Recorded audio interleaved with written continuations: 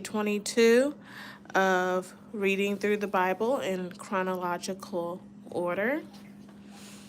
Again, we're in day 22, January 22nd. Let's go ahead and start reading, guys. The downward spiral of the conversations of Job's poor health explains his sharp response that labels his friends as know-it-alls, liars, and mockers, and he urges them to be silent.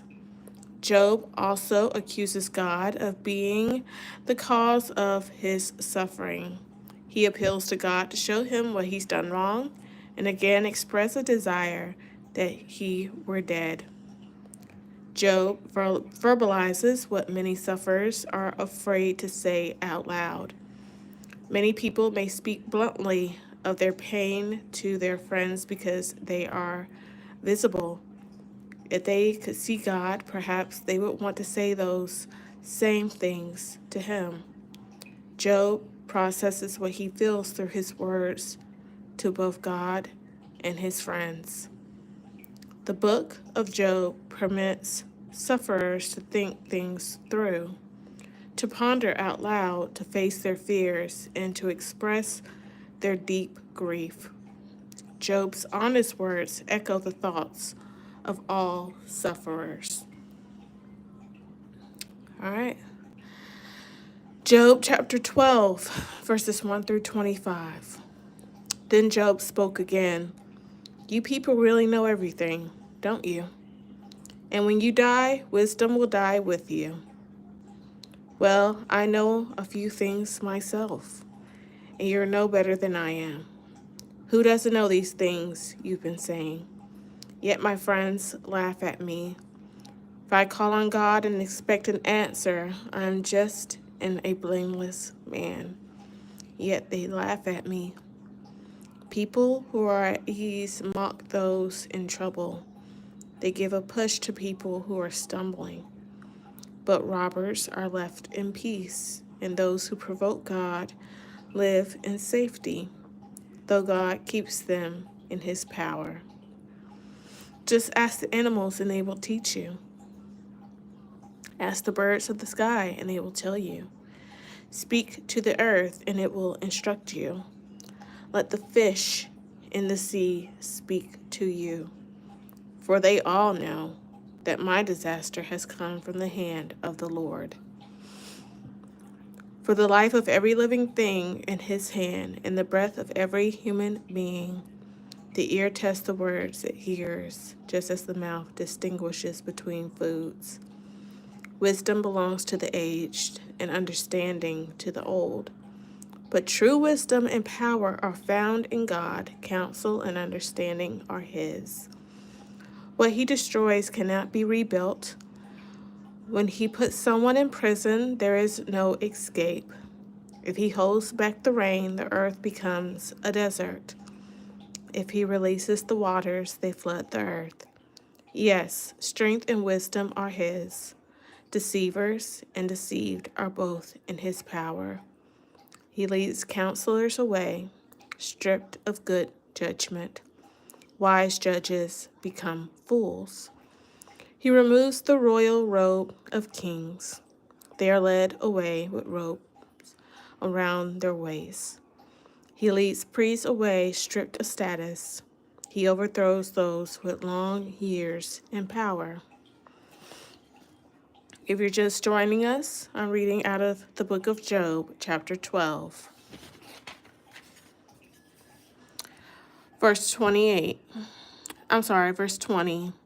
He silences the trusted advisor and removes the insight of the elders. He pours disgrace upon princes and disarms the strong. He uncovers mysteries hidden in darkness. He brings light to the deepest gloom. He builds up nations and destroys them. He expands nations and he abandons them. He strips kings of understanding and leaves them wandering in a pathless wasteland. They grope in the darkness without a light, and he makes them stagger with drunkards. Job chapter 13, verses 1 through 19. Look, I have seen all this with my own eyes, and I've heard it with my own ears, and now I understand. I know as much as you do. You are no better than I am. As for me, I want to speak directly to the Almighty. I want to argue my case with God Himself. As for you, you smear me with lies. As physicians, you are worthless quacks. If only you could be silent. That's the wisest thing you could do. Listen to my charge. Pay attention to my arguments. Are you defending God with lies? Do you make your dishonest arguments for His sake? Will you slant your testimony in His favor? Will you argue God's case for Him? What will happen when He finds out what you are doing? Can you fool Him as easily as you fool people? No, you will be in trouble with Him if you sincerely slant your testimony in His favor. Doesn't His majesty terrify you? Doesn't your fear of Him overwhelm you? Your platitudes are valuable as ashes. Your defense is as fragile as a clay pot. Be silent now and leave me alone. Let me speak and I will face the consequences. Why should I put myself in moral danger and take my life in my own hands? God might kill me and I have no other hope. I'm going to argue my case with Him, but this is what will save me. I'm not godless. If I were, I could not stand before Him. Listen closely to what I say, what I'm about to say. Hear me out. I have prepared my case. I will be proven innocent. Who can argue with me over this? And if you prove me wrong, I will remain silent and die. Job chapter 13, verse 20. O God, grant me these two things, and I will be able to face you. Remove your heavy hand from me, and don't terrify me with your awesome presence. Now summon me, and I will answer, or let me speak to you, and you reply. Tell me what I have done wrong. Show me my rebellion and my sin. Why do you turn away from me? Why do you treat me as your enemy? Why would you terrify a leaf blown by the wind? Why would you chase dry straw? You write bitter accusations against me, and you bring up the sins of my youth. You put up my feet in stocks. You examine all of my paths, and you trace all of my footprints. I waste away like rotting wood, like a moth-eating coat. How frail is humanity! How short is life! How full of trouble! We blossom like a flower and then wither like a passing shadow. We quickly disappear. Must you keep an eye on such a frail creature and demand an accounting from me? Who can bring purity out of an impure person? No one. You have decided the length of our lives, and you know how many months we will live, and we are not given a minute longer. So leave us alone and let us rest. We are like hired hands, so let us finish our work in peace.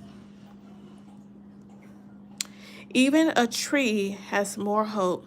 If it's cut down, it will sprout again and grow new branches.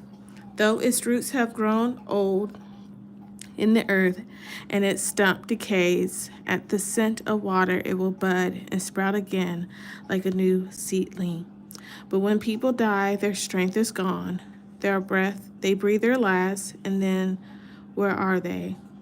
As water evaporates from a lake and river disappears in drought, people are laid to rest and do not rise again until the heavens are no more. They will not wake up, nor be roused from their sleep. I wish you would hide me in the grave and forget me there until your anger has passed. But mark your calendar to think of me again. Can the dead live again? If so, this would give me hope through all my years of struggle. And I will eagerly await the release of death. I will call and I will answer. You would yearn for me, your handiwork. For then you would guard my steps instead of watching for my sins. My sins would be sealed in a pouch. Yes, this is the Bible. Let's see. My sins would be sealed in a pouch, and you would cover my guilt. but instead, as mountains fall and crumble, as rocks fall from a cliff, as waters wear away the stones and floods wash away the soil, you destroy people's hope. You always overpower them, and they pass from the scene. You disfigure them in death and send them away. They never know if their children grow up in honor or sink into insufficiency. They suffer painfully, and their life is full of trouble. So, the questions to think about for today's reading are: what does Job mean when he accuses his friends of defending God with lies?